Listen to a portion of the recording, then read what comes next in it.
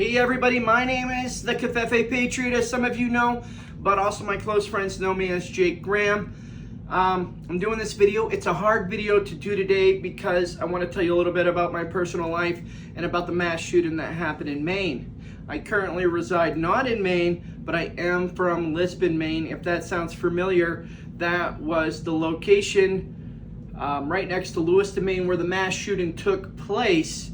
Now, even though I'm not in Maine no more, I'm still very much attached. I have a lot of awesome friends. I love you guys all. Honestly, I felt bad that I couldn't be there with a lot of you during this hard time, and I hope the recovery can happen. I do want to talk a little bit about it because it is something that has affected me personally, and honestly, I feel like it's important that I get my message across. So here we go. The mass shooting happened in Lewiston, Maine, at two places that I was familiar with, Spare Time Recreation and Smeggy's Bar and Grill. I got the notification on my scanner app and I opened it right away. I had to see what was going on, and I was saddened when I noticed that there was a mass shooting. Naturally, I started following the incident, and the more I followed, the more it became a realization how close to me that this incident was, and that scared me. It certainly did. Not only do I have a 15-year-old daughter that lives in that area,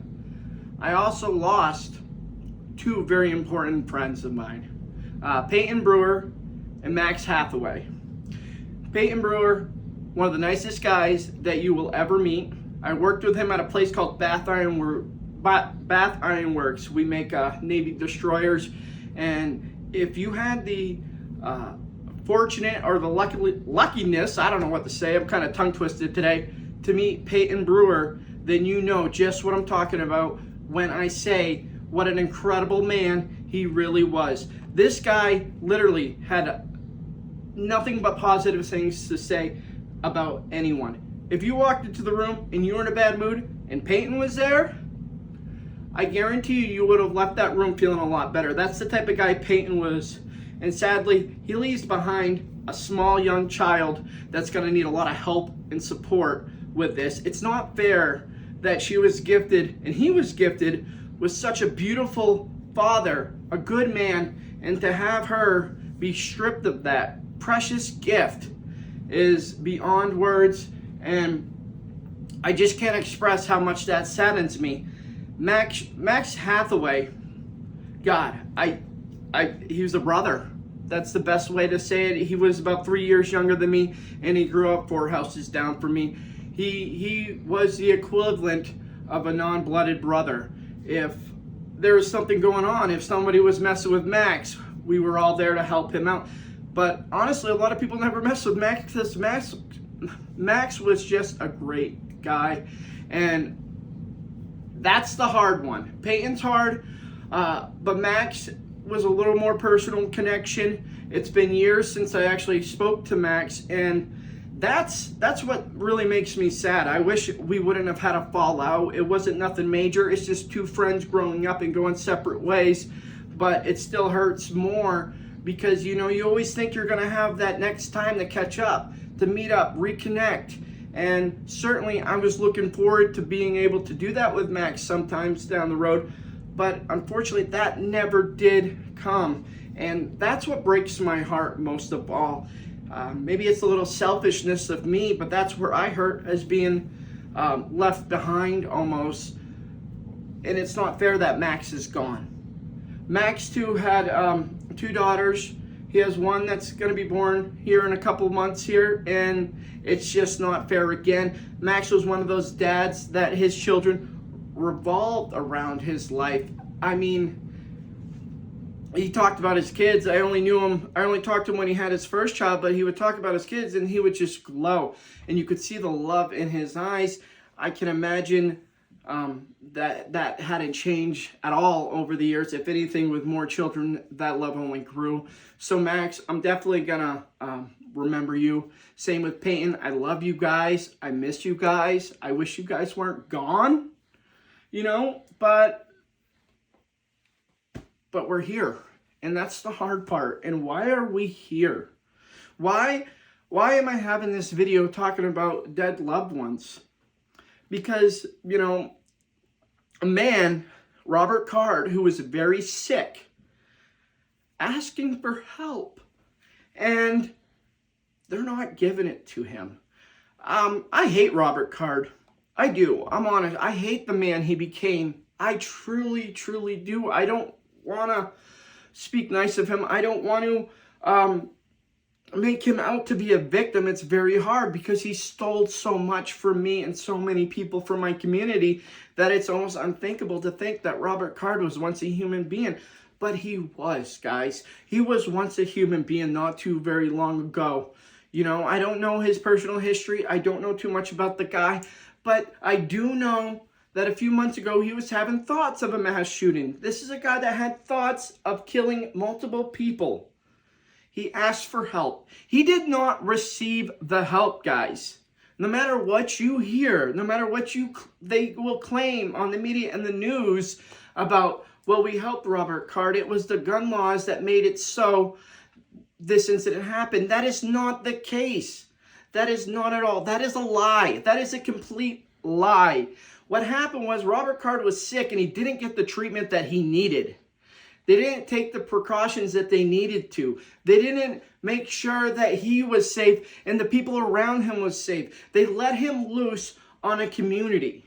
I hate to say that somebody wanted this, but it's pretty friggin' ironic that you have this guy planning a mass murder, goes and does the right thing and gets help, and then they just release him back into the world and turn a blind eye, because that is what happened here, folks. Somebody turned a blind eye. Some peoples turned a blind eye. This isn't about gun regulations. This isn't about white supremacy. You're going to hear that too, how the white man is evil, and this is about white supremacy. This is not. This is a failure in the mental health crisis we have in this country right now. This is where the problem needs to be addressed. Firearm regulations won't solve anything. They don't.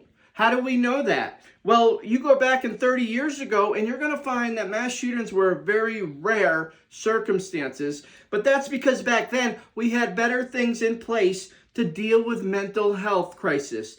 There was options. There was more buildings and locations that could assist people that were having a hard time. We can't pretend like, no, this is a veteran thing. When people come back from the global war on terrorism, they're just not right. We had the Vietnam vets and the World War II vets as well that also suffered from PTS. So we can't sit here and blame that this is PTS, this is mental, this is all that. Maybe it is all of that, but it's the lack of treatment that we put in those areas with mental health and the lack of treatment. If you notice, we have crimes against children up, violent crimes up like mass shootings, and we have a huge drug crisis in this world. Those three major things that are impacting our country are truly derived from poor mental health. If you have somebody that's getting proper mental health treatment, they're being evaluated, they're being taken care of, you're going to see that these problems will sort themselves out because their mental health of the state of the mental health will not get to a point where they are resorting, where they are lost, where they are scared, where they are a trapped animal. So we need to get the message out that this is about mental health.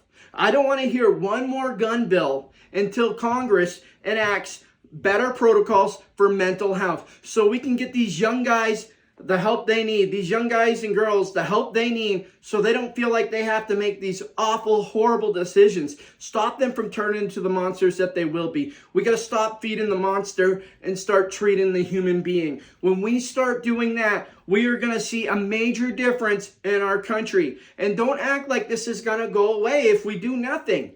I'm telling you right now, COVID, lockdown for 2.5 years, messed a lot of people up. Whether you feel about COVID, it does not matter what you think about it. It messed people up. It destroyed lives, and we are still suffering from that fallout. We can't pretend anymore that this is not a problem. This is a serious, huge problem.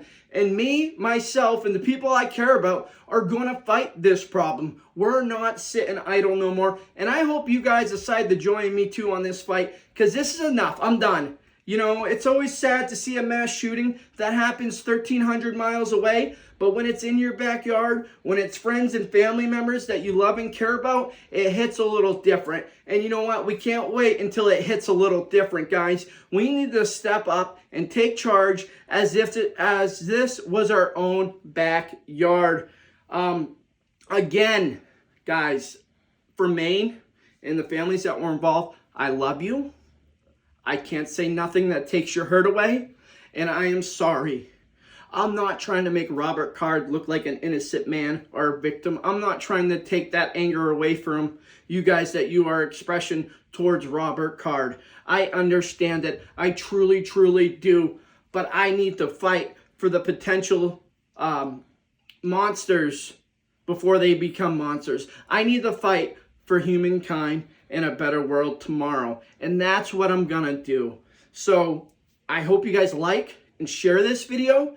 Get my message out. I hope you have the same message. Speak up, because this silent majority needs to speak up. The time to talk is now. The time for action is now. And we have the power. We have the control. I love you guys all so much. Please, I'm gonna try to send a link below for some of the GoFundMe pages for some of the victims and their families. You guys got to remember that no amount of money that is donated is going to replace the loss of their loved ones.